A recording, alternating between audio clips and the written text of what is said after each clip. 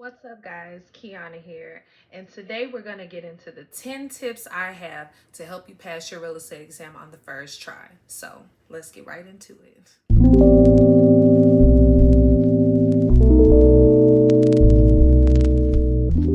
So if you're watching this video, chances are you've already finished your classes for your real estate, or you're getting ready to finish your classes. And congratulations to you, because I did it and it was not easy. So congratulations. Let's go to tip number 1, which is whenever you finish your classes, or as soon as you know that you're getting ready to finish your classes, go ahead and schedule your exam. One of the mistakes that I think I made was taking too long to schedule my exam.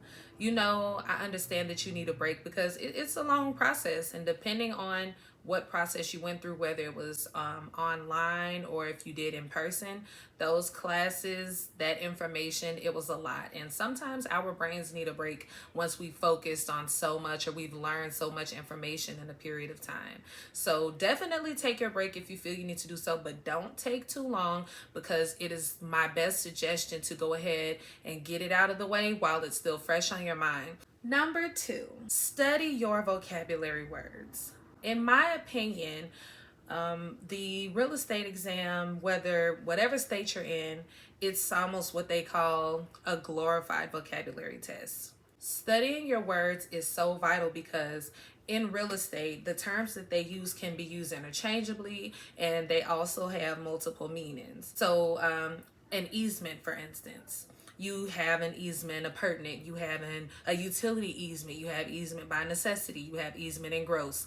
There's different kinds of definitions or different ways that those words can be used, because the way that they ask you the questions on the exam, you have to pay attention to what they're saying. And if you don't know the other potential definitions for that word, then you're at a big risk of getting that answer wrong. Yes, I do have notes, because I will ramble all day and forget what I'm talking about, and I want to stick to the points. Number 3, watch YouTube videos. If there's a concept or a portion of your classes that you don't understand, I would highly suggest to go on YouTube and search different study channels that they have, because that is one of the biggest key tools that helped me. Yes, I did the Champion School of Real Estate online interactive experience. If you have children, if you have a job, I do not suggest them for online, because that was, yeah, I don't suggest that. But watching YouTube videos definitely helped me get a better understanding of the concepts that I was struggling with, because those words have different meanings, because things are, it's new, we're grown. Some of us have been out of school for a long time, and if you haven't, kudos to you for getting started early. Number 4, take practice exams and see where you struggle the most. With Champion School Online, they did provide, if you purchased that certain plan, like exam preps and stuff. And what I did, I went through and I took the exams, and I went through all the materials. And whenever I graded myself, I saw where I was getting, lower grades, or where I wasn't doing very well. And when I graded myself on that, it could have been a C, or a high C, or a B. And I was feeling like I didn't understand it, because if I'm scoring that low on the practice exam, imagine what I would be doing on the real thing. So I would highly suggest to whatever exam prep materials you have. And if you don't have any exam prep materials, then there are some for purchase online with different places that's approved by the Real Estate Commission. I went through Aceable Agent.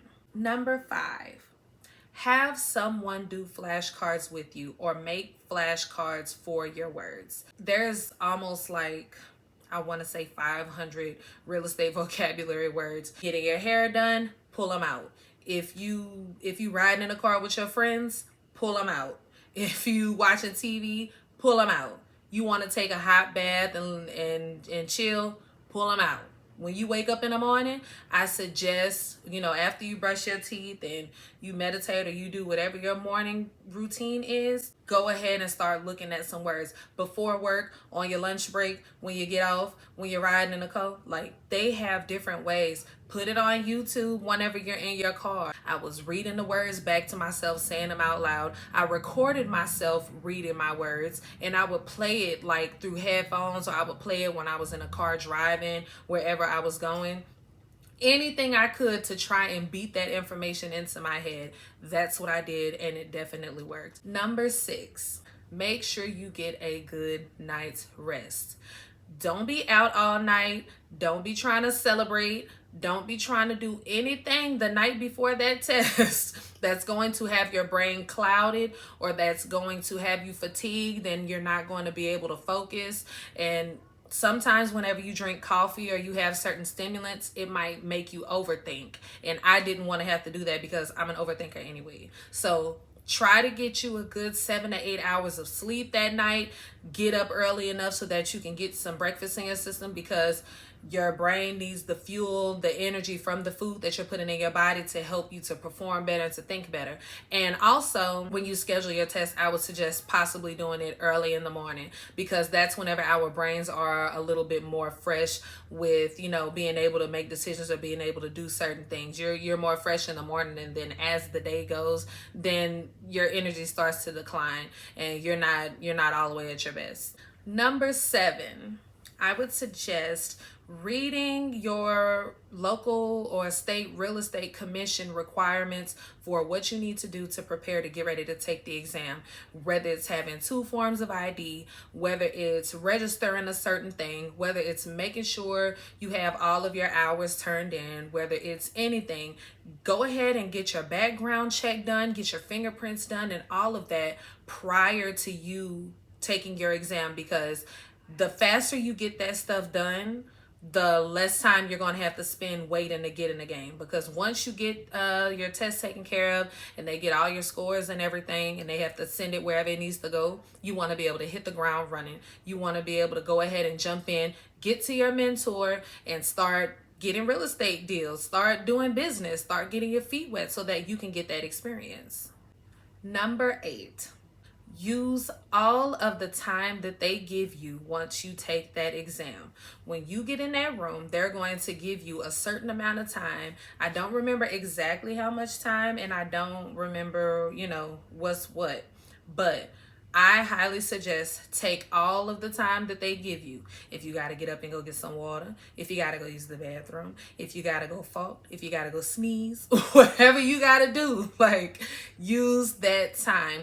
And not even just just using the time to waste the time. Go through it and make sure that you answer those questions to the best of your ability. Because if you try to hurry up and speed through it, or if you don't utilize that time and then you just tell yourself, after you went through it the first time, oh, I got this. I mean, you could, but it is better safe than sorry to go ahead and utilize that time so that you can double check and you can go back and you can think about your answers. And like I said, when I was saying go get some water or go to the bathroom or whatever, take breaks. If you get to a question and have you stumped or something, take a quick little break. Go wake yourself up, splash some water in your face if you need to, whatever you have to do, but stay fresh so that you can pay attention, because the way they word those questions, and how those words have all those meanings, it is very hard to make a wrong selection, and then in your mind you're very confident that you did. And if you try to rush through it, then that's going to cut your chances off of passing the first time, and you might have to return. Number 9, I suggest, with using all of the time, like I said, first, you should go through the test, answer all of the questions that you are confident about answering, or that you are confident that you can get correct. If you don't answer a question, it's still going to be marked wrong. And sometimes if you're able to take a guess, you never know, it's only 4 questions. So there's a 25% chance, 50% chance, 75% chance. There's the odds are small for you to be able to either guess right or guess wrong. But don't leave it blank. Go ahead and go through all of the questions. And like I said, answer the ones that you're comfortable with answering first. And once you finish with those, as you go through, if you see one that you're not familiar with, or one that you're not too sure about, don't spend too much time on it right off. You're going to be able to mark it, or you're going to be able to flag it. And I suggest that you do that, so that once you get through all of the questions, at least answer them first. Then you can go back and you can click on the ones that you highlighted or whatever that you didn't understand or that was going to take you some time, and then you can begin working on them. They're going to give you a scratch sheet of paper, so if they don't have it to where you can mark it, write it down on your paper or write it down on whatever it is that they're giving you, because there is a math portion. Not saying that you will get a lot of math questions, because math was one of the things that I struggle with this, because of, you know, the way the math is, and like I said, it's new. I haven't done it in a while, so I was afraid of that. Like that gave me a little bit of anxiety. And you know, the questions are chosen out of random, so you don't know exactly what you're going to get. But don't stress too much about it, because I only had 3 math questions on mine, and they were super easy. Like it wasn't even anything. I didn't have to do nothing with a gable roof or none of that. So that's why I say answer what you can first, because you will be surprised, you know, at what you know right off of the questions that you get, and then you can go back and double check yourself. But I highly suggest doing that. You know, once you go back through, you might answer a question, or you might get an answer from something else, and then you'll think of another question that you already saw and you thought you knew the answer to, and you'll be like, oh, it wasn't that, it was that, and then you can go back. Don't speed through it, don't get through it and then just submit your test and get out of there. You want to take your time. You want to make sure that you're doing your due diligence so that you don't have to return if you don't have to. And if you do have to return, then it's perfectly fine, because everybody is different and there's nothing wrong with it. And like I said, the questions are chosen at random, so you don't know what you're going to get. But to better your chances, take your time and go through, do those first, and then go back and double check. And number 10, my last tip, be positive, be confident. Your energy is going to channel to your brain, and you can subconsciously trick yourself into saying, I got this. You know, I can do this. It's going to be easy. It's going to be all right. I'm going to pass. I know. That energy, sometimes it manifests, and whenever you go to do that test, that confidence, that energy, it'll have your brain doing things that's going to put you in the right position so that you're paying attention, so that you're confident. You might remember some things that you might have forgot at the last minute or whatever.